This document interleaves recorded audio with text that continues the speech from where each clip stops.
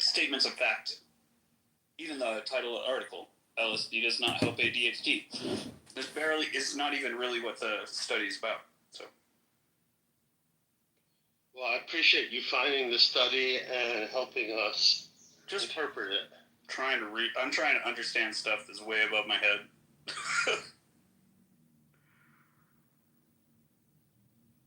But yeah,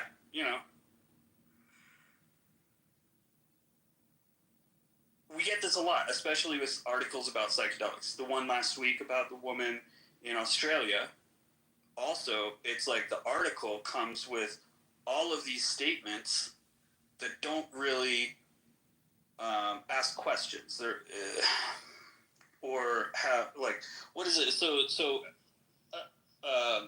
nonviolent communication is a concept that I like to reference when reading stuff like this, because we have statements that are willing to understand more, and we have statements that are, a blanket that don't allow for learning, right? And so when we're communicating, we're writing an article to the public.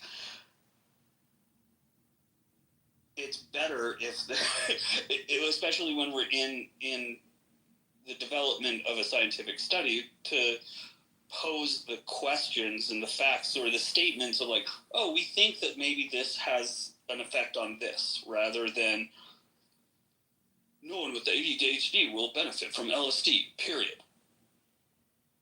I think all news articles could benefit from a little bit of query. Wouldn't that be great if articles are written from an NVC paradigm overall? Right. Wouldn't that be wonderful? I've only studied it a little and should probably go back and take more classes, but I found that the reframe that it provides in terms of not making assumptions and not attacking other people and not making other people wrong is really helpful. I would, however, agree experientially that LSD does not help my ADHD. It might help trigger a hyperfocus, or it might do the opposite. Granted, it's been 30 years since I've taken LSD, and maybe I should revisit that and revisit it in a microdose capacity. But like in my memory, it's a little chaotic.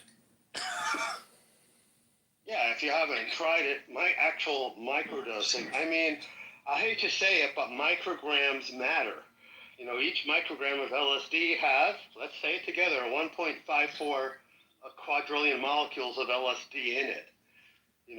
Having 15 or 20 as opposed to topping out at something like 12 or maybe less for most people, not to mention all the Reddit studies reports where people are taking an order of magnitude less.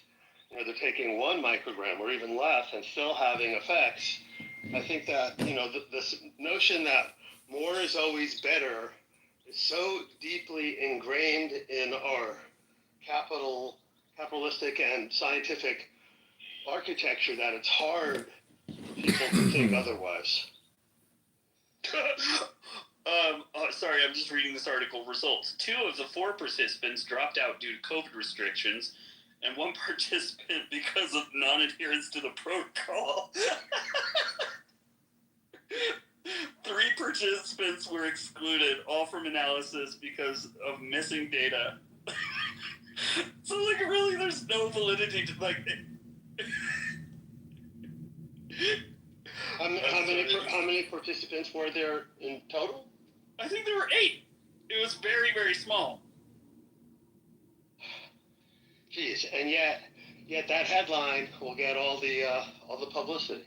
Right, and so people like Robert Kennedy will take that headline and move forward with that. I hate to make that blanket judgment, but I've known this person to move forward with information that's incomplete and clickbaity.